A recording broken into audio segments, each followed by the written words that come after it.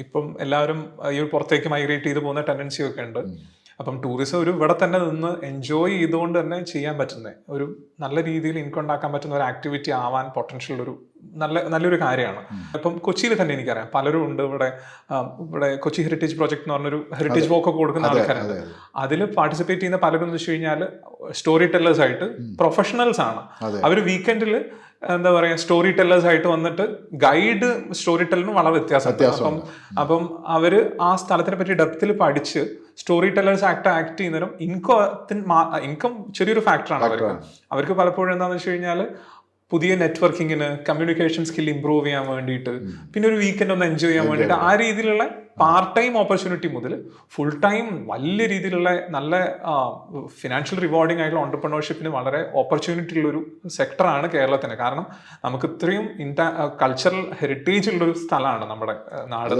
നമ്മുടെ മലയാളികൾക്ക് പോലും അറിയില്ല നമ്മുടെ ഹെറിറ്റേജ് എന്താണെന്നുള്ളത്. എക്സാക്ട്ലി.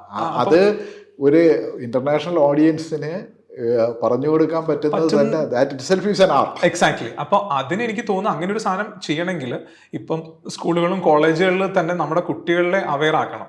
അവരവരുടെ ലോക്കാലിറ്റി തന്നെ നല്ല രീതിയിൽ മനസ്സിലാക്കിയിട്ട് അതിന്റെ എന്താണ് കഥ. അപ്പൊ ടൂറിസം ക്ലബ്ബുകൾ പോലുള്ള സാധ്യതകൾ, ഹെറിറ്റേജ് ടൂറിസം ഒക്കെ ചേർത്തുള്ള ക്ലബ്ബുകൾ അതിന് പിന്നെ ഇപ്പം ഉണ്ടാവും, പക്ഷെ പലതും പേരിന് മാത്രമാണ് നടക്കുന്നത്. അപ്പൊ അതിന് ആക്ച്വലി ഒരു റിയൽ വേൾഡിൽ എങ്ങനെയാണ് ഇത് നടക്കേണ്ടത്?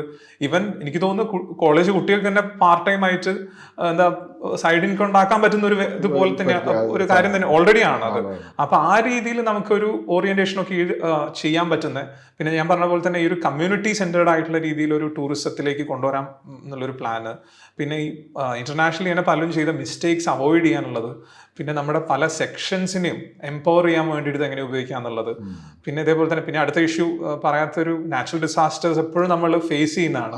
അപ്പൊ നാളെ ഇപ്പം കേരള ടൂറിസം ബ്രാൻഡെ തകരാൻ വേണ്ടിയിട്ട് ഇപ്പൊ ഏതെങ്കിലും ഒരു അങ്ങനെ ഒരു നല്ല വയനാട് പോലത്തെ ഒരു സാധനം ഇപ്പം മുന്നാറോ എവിടെയും വന്നാൽ മതി. അപ്പൊ അതൊക്കെ ഫോഴ്സ് ചെയ്തുകൊണ്ട് അതൊക്കെ അക്കൗണ്ട് ചെയ്തുകൊണ്ടുള്ള ഒരു പോളിസി മേക്കിംഗ്, അതൊക്കെയാണ് എനിക്ക് തോന്നുന്നത് ഒരു ഇനിയിപ്പോൾ നമുക്കൊരു ആവശ്യം. പിന്നെ എങ്ങോട്ടാണ് നമ്മൾ ഇപ്പം ഇന്റർനാഷണലി ടൂറിസത്തിന്റെ രീതികൾ മാറുന്നുണ്ട്. അപ്പം അതെല്ലാം കൺസിഡർ ചെയ്തുകൊണ്ട് ഒരു മൊത്തം മാറ്റം നമുക്ക് ആക്ച്വലി നമുക്ക് പറയാൻ പറ്റുന്ന ഒരു കാര്യം, ഈ കേരളത്തിന്റെ ടൂറിസത്തിന്റെ ഏറ്റവും വലിയൊരു അസറ്റ് കേരളത്തിന്റെ ഒരു നാച്ചുറൽ ലാൻഡ്സ്കേപ്പ്. എക്സാക്ട്ലി. അതെ. ആ നാച്ചുറൽ ലാൻഡ്സ്കേപ്പ് ആണ് ഈ പല രീതിയിലുള്ള വൾണറബിലിറ്റി ഫേസ് ചെയ്യുന്നത്. ചിലത് ഓവർ ടൂറിസം ആവാം, ചിലർ നാച്ചുറൽ ഡിസാസ്റ്റർ ആവാം. അപ്പൊ ഇതിനെ നമ്മൾ ഏറ്റവും അധികം സുരക്ഷിതമായിട്ട് പ്രൊട്ടക്ട് ചെയ്യുന്നതൂടെ നമ്മുടെ പോളിസി ഇൻകോർപ്പറേറ്റ് ചെയ്യേണ്ട. അതെ, അതും നമ്മളൊരു ഹെറിറ്റേജ് ആണല്ലോ, നമ്മുടെ ഒരു നാച്ചുറൽ ഹെറിറ്റേജ് ആണത്. അപ്പൊ അതിനും എന്താ പറയാ ഓവർ എക്സ്പ്ലോയിറ്റേഷനിൽ കൂടിയോ അല്ലെങ്കിൽ എന്താ അതൊരു വേറെ കൊമേഴ്സ്യൽ ഇൻട്രസ്റ്റും പലതും ഒക്കെ ഉണ്ടാവും. പക്ഷെ അതൊരു ഷോർട്ട് ടേം ആയിരിക്കും. കാരണം അത് എന്താ പറയുക ലോങ് ടേമിൽ വല്ല ഡിസാസ്റ്ററും സംഭവിച്ചു കഴിഞ്ഞാൽ ഇതൊക്കെ കെട്ടിപ്പോക്കിയ ആൾക്ക് തന്നെ ആയിരിക്കും അതിലും വലിയ നഷ്ടം വരും. പിന്നെ അത് മാത്രമല്ല ഹോൾ ബ്രാൻഡ് കേരള ടൂറിസം നമുക്ക് നമ്മുടെ കമ്മ്യൂണിസം പോലും ടൂറിസം ആക്കാവുന്നതാണ്. അതെ, എക്സാക്ട്ലി. അതെ, ഇതൊരു ബ്യൂട്ടിഫുൾ ആയിട്ടുള്ള സ്റ്റോറിയാണ്. കാരണം ഡെമോക്രാറ്റിക്കലി ഇലക്ടഡ് ആയിട്ടുള്ള ഒരു കൺവെൻഷണൽ ഗൈഡ് ഒരു സ്റ്റോറി ടെല്ലറും തമ്മിൽ വലിയ വ്യത്യാസമുണ്ട്. ഗൈഡ് എന്ന് വെച്ച് കഴിഞ്ഞാൽ ഒരു വൺ വേ ഇന്ന സ്ഥലത്തിൻ്റെ ആണെന്നുള്ള രീതിയിൽ ഇങ്ങനെ പറഞ്ഞു നടക്കുന്നതാണ്. മറ്റൊരു എന്ന് വെച്ച് കഴിഞ്ഞാൽ വളരെ വെൽ അവെയർ ആയിരിക്കണം. എന്താണ് എൻ്റെ സൊസൈറ്റി, എന്താണ് അതിന്റെ മൾട്ടിപ്പിൾ പെർസ്പെക്റ്റീവ് ഉണ്ട്. അപ്പൊ ഞാൻ തന്നെ ഇടയ്ക്ക് പേഴ്സണലി 1-2 ആൾക്കാരെ കൊണ്ട് നടന്നപ്പോൾ അവർക്ക് ചിലപ്പോൾ സ്ഥലം കാണുന്നപ്പോൾ അവർക്ക് മറ്റു പലതിനെ കുറിച്ചായിരിക്കും അറിയേണ്ടി വരും. ഇവിടുത്തെ എക്കോണമീനെ പറ്റിയിട്ട്, ആൾക്കാരെ ഫുഡ് ഹാബിറ്റ്സ്, ഇവിടുത്തെ കമ്മ്യൂണിറ്റീസ്, അതിന്റെ ഹിസ്റ്ററി.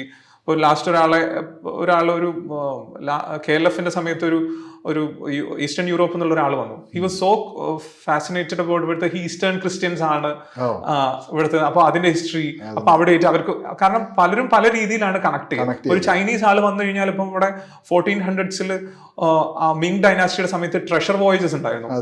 ചങ് ഹ എന്ന് പറഞ്ഞിട്ടുള്ള ഒരു നാവികന്റെ നേതൃത്വത്തിൽ. അത് അവരുടെ ഹിസ്റ്ററിയിലെ ഏറ്റവും വലിയ വോയേജസ് ആണ്. അതിന്റെ ഡെസ്റ്റിനേഷൻ ആദ്യത്തെ 4 മലബാർ ആയിരുന്നു.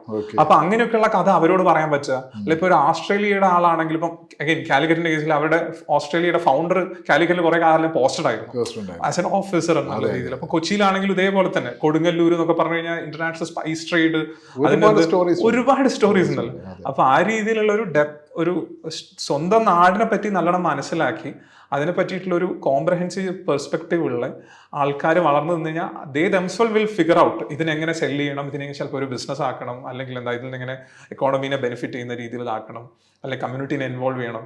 അപ്പോൾ അതിൻ്റെ ഒരു ഫെസിലിറ്റേറ്റർ റോളെങ്കിലും പോളിസി മേക്കിംഗ് ഒരു ലെവലിൽ നടന്നു കഴിഞ്ഞാൽ ഡിപ്പാർട്ട്മെന്റ് ഓഫ് ടൂറിസത്തിന്റെ ബ്യൂറോക്രാറ്റിക് കൺഫൈൻസ് പോളിസി മേക്കിംഗ് കുറെ കൂടെ ബ്രോഡർ ആക്കണം.